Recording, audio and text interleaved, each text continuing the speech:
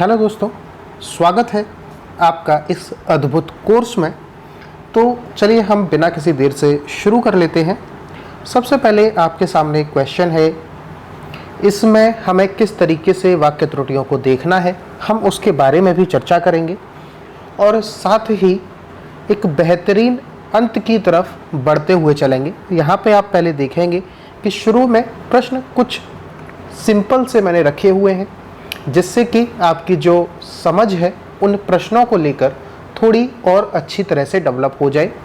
और जब तक हम 100वें क्वेश्चन तक पहुंचेंगे, बल्कि 102 क्वेश्चन मैंने इस टॉपिक में रखे हुए हैं, तो जब तक हम वहां पहुंचेंगे तब तक आपकी समझ उस स्तर पर पहुंच जाएगी कि जहां पर आप इजीली इस तरह के प्रश्नों को टैकल कर पाएंगे। तो चलिए हम अब सबसे पहले अपना पहला क्वेश्चन देख लेते हैं, जिसमें आपसे कहा जा रहा है कि आपको यहाँ पे वाक्य त्रुटि बतानी है। ऑप्शंस आपके सामने दिए हुए हैं, ए बी सी डी, 4 तरह से ये खंड में विभाजित किया गया है। तो चलिए हम इसको पढ़ते हैं और करने का तरीका क्या रहेगा वो हम जरा देखते हैं। सबसे पहले जो हमारे करने के तरीके में रहता है वो ये रहता है कि आप सेंस को समझ पाएं, यानी कि जो हमारे वाक्य का सेंस है, अर्थ है, वो सही होना चाहिए। दूसरा, व्याकरण सही लगनी चाहिए। और तीसरी चीज़ जो सबसे ज़्यादा इम्पॉर्टेंट है वो ये है, शब्दों का चयन सही होना चाहिए। शब्दों का चयन, अगर आप देखेंगे आपके एग्ज़ाम में इन्हीं 3 प्रकार की वाक्य अशुद्धियाँ आपको हमेशा ही देखने के लिए मिलेंगी। तो वही चीज़ें मैंने इस टॉपिक में आपके सामने रखी हुई हैं। पहले क्वेश्चन की तरफ हम चलते हैं कि जब सूर्य अपनी लालिमा बिखेरता हुआ अस्त हो रहा था, उस समय कुछ किसान अपने बैलों को लेकर खेत की ओर चल पड़े। अब यहाँ पे ये जो त्रुटि है वो त्रुटि है सेंस को लेकर। किस प्रकार से कि जब सूर्य अस्त होता है उस समय पर क्या किसान खेतों से वापस आता है या खेतों की ओर बैल लेकर चल पड़ता है। यहाँ पर ये आपको त्रुटि समझ में आ गई होगी कि खेतों की ओर नहीं चल पड़े, घर की ओर चल पड़े, या खेतों से घर की ओर चल पड़े। तो यहाँ पे आपको जो त्रुटि देखने के लिए मिली है वो यहाँ पे देखने के लिए मिली है कि खेत की ओर नहीं, कहाँ की ओर, घर की ओर चल पड़े। ऑप्शन नंबर ई हमारा आंसर हो जाएगा।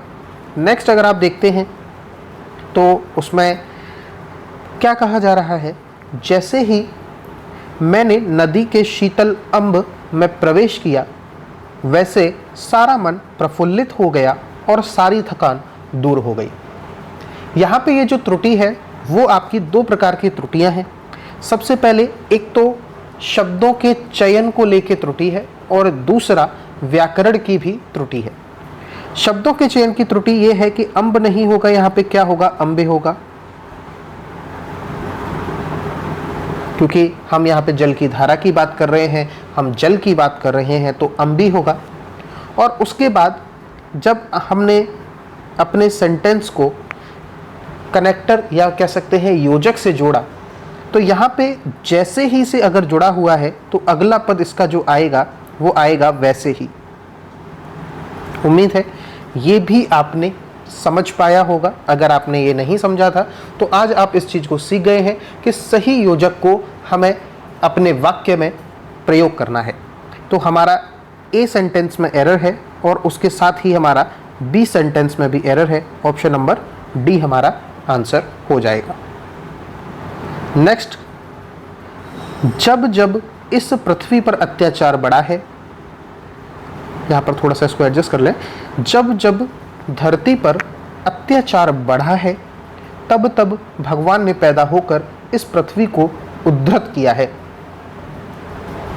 यहाँ पे जो आपकी त्रुटि है वो सेंस को लेकर है, या कह सकते हैं वाक्य में शब्दों के चयन को लेकर है। भगवान कभी पैदा नहीं होते, आपने हमेशा ही सुना होगा भगवान का क्या होता है, अवतार होता है। और साथ ही इस पृथ्वी को उद्धृत नहीं किया है, इस पृथ्वी का उद्धार किया है। इस पृथ्वी को उद्धृत नहीं किया है, इस पृथ्वी का क्या किया है, उद्धार किया है। तो ये यहाँ पे त्रुटि थी। इसका मतलब है हमारे सी पार्ट में एरर थी और उसके साथ ही हमारे डी पार्ट में एरर थी। ऑप्शन नंबर बी हमारा आंसर हो जाएगा। अगले क्वेश्चन की तरफ जब हम बढ़ते हैं तो ये आपके सामने है कि दूसरों के जीवन में हमें ऐसे कार्य करते रहने चाहिए कि उन कार्यों के बदले में हमें परम शांति का ज्ञान प्राप्त हो। तो दूसरों के जीवन में हमें ऐसे कार्य करते रहने चाहिए। यदि आप पढ़ रहे हैं तो पढ़ते हुए भी आप त्रुटि को पहचानने की कोशिश करें कि पहले जब आपने इस सेंटेंस को पढ़ा कि दूसरों के जीवन में हमें कोई दिक्कत यहाँ पे हमें नहीं लगती है, ऐसे कार्य करते रहने चाहिए, कोई दिक्कत नहीं लगती है कि उन कार्यों के बदले में हमें परम शांति का ज्ञान प्राप्त हो। परम शांति का ज्ञान क्या होता है ये बताइए। लोगों को परम शांति प्राप्त होती है या उसका ज्ञान प्राप्त होता है? सर, परम शांति प्राप्त होती है, उसका कोई ज्ञान प्राप्त नहीं होता है, यानी कि ऑप्शन नंबर डी में एरर है। तो अब हम अपने नेक्स्ट क्वेश्चन की तरफ चलते हैं। जो भी लोग ग्रुप में, पेड ग्रुप में जुड़े हैं, आप सभी ही जुड़े होंगे, वहाँ पे देखिए आपका करने का जो तरीका है वो क्या रहना चाहिए।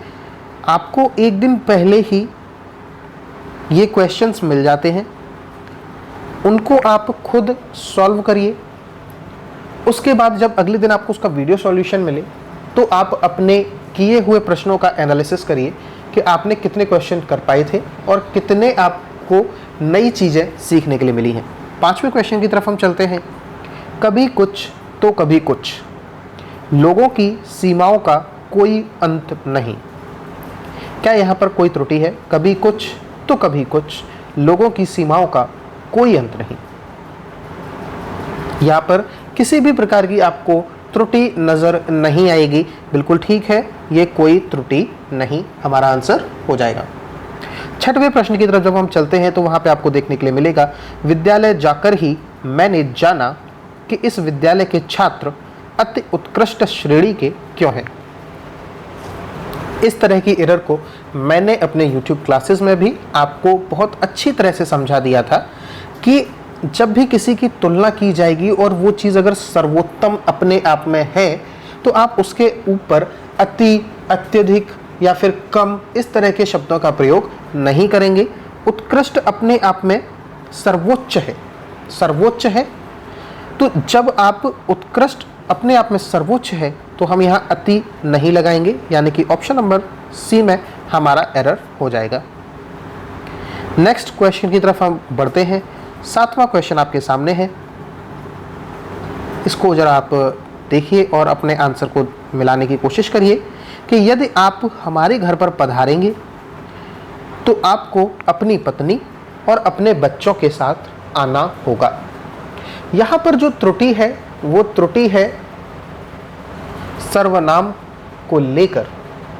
जी हाँ, यहाँ पे सर्वनाम को लेकर त्रुटि है। यदि आप हमारे घर पर पधारेंगे तो आपको अपनी पत्नी और अपने बच्चों के साथ आना होगा। तो आपको अब यहाँ पे पत्नी और बच्चों को किसके हैं? अपनी पत्नी, तो आपने एक बार लगा दिया। तो अब अपनी पत्नी और अपने बच्चों के साथ आना होगा, यानी कि आपने जब ये शब्द लगा दिया तो इस शब्द को लगाने का कोई अर्थ या प्रयोजन नहीं रह जाता है। समझ में आ गया होगा?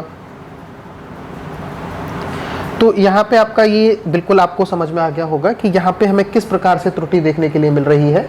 इसी तरह की त्रुटियाँ आपको अपने एग्जाम में भी देखने के लिए मिलेंगी और आपको बहुत ही ध्यानपूर्वक उनको सॉल्व करना है। यानी कि हमें यहाँ पे एक जो एक्स्ट्रा अपना या अपनी लगा हुआ है उसको हमें हटा देना है, यानी कि ऑप्शन नंबर सी पे हमारा त्रुटि है। अगले प्रश्न की तरफ हम बढ़ते हैं। यदि तुम इस अभ्यास पुस्तिका को पूर्णता से पढ़ लोगे तो आप अवश्य ही पास हो जाओगे। यहाँ भी कुछ इसी तरीके से त्रुटि आपको देखने के लिए मिलेगी। यहाँ पे जो संबोधन है वो तुम कहा गया है और इसके लिए जो अगला संबोधन प्रयुक्त होगा, जो सर्वनाम उसमें आएगा, तो वो भी उसी के हिसाब से आएगा। तो जब हमने तुम कह के संबोधन शुरू किया है तो आगे भी उसी हिसाब से संबोधन चलेंगे। तो यहाँ पे आप नहीं आएगा, क्या आएगा? तुम आएगा, यानी कि सी पार्ट में एरर है। और इसके साथ ही पूर्णता से नहीं, क्या होगा? पूर्णतः, क्योंकि पूर्णता से कोई शब्द होता ही नहीं है। तो यदि तुम इस अभ्यास पुस्तिका को पूर्णतः पढ़ लोगे तो तुम अवश्य ही पास हो जाओगे। ऑप्शन नंबर ई हमारा यहाँ पे आंसर हो जाएगा, बी और सी।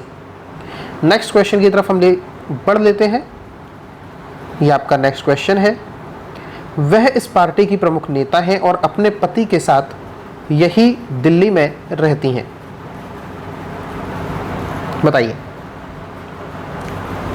सबसे पहला यहाँ पे जिसकी बात की जा रही है वो नेता जिसके लिए हमने प्रयुक्त किया है वो एक लेडी है, क्योंकि वो अपने पति के साथ रह रही हैं। तो वहां पे नेता नहीं आएगा, क्या आएगा? नेत्री आएगा। और अगला जो है वो अपने पति के साथ यही दिल्ली में रहती हैं या यही दिल्ली में रहती हैं। तो हमें थोड़ी छोटी छोटी चीजों को भी ध्यान रखना पड़ेगा। तो यहां पे हमारा जो अगला आंसर होगा वो क्या होगा? यहां भी ऑप्शन नंबर बी और सी में एरर है, तो ऑप्शन नंबर ई हमारा आंसर हो जाएगा। पार्ट बी और सी में एरर थी। अगले क्वेश्चन की तरफ हम बढ़ते हैं। गणतंत्र दिवस के अवसर पर ध्वजारोहण करने का सौभाग्य मुझे प्राप्त हुआ। फिर से वही मिस्टेक कि गलत शब्द का प्रयोग किया जा रहा है। एग्जाम में इस तरह की मिस्टेक ही देखने के लिए ज़्यादा मिलती हैं कि जहाँ पे आपके शब्दों का चयन सही रहे, इसके पीछे वो त्रुटि बनाकर देते हैं। तो ध्वजारोहण नहीं आएगा। क्यों नहीं आएगा? क्योंकि गणतंत्र दिवस के अवसर पर हम क्या करते हैं? ध्वज वंदन करते हैं। अब सर ध्वजारोहण और ध्वज वंदन, इसमें क्या फर्क है? तो आपने देखा होगा स्वतंत्रता दिवस के अवसर पर झंडा नीचे से ऊपर जो आपका पोल होता है वहां तक ले जाया जाता है, उसके बाद वो झंडे को फहराया जाता है। तो वो होता है हमारा ध्वजारोहण। और ध्वज वंदन में क्या होता है, यानी कि गणतंत्र दिवस के अवसर पर क्या होता है कि झंडा हमारा ऊपर ही बंधा हुआ रहता है, हम सिर्फ उसका गांठ खोल के उसको फहरा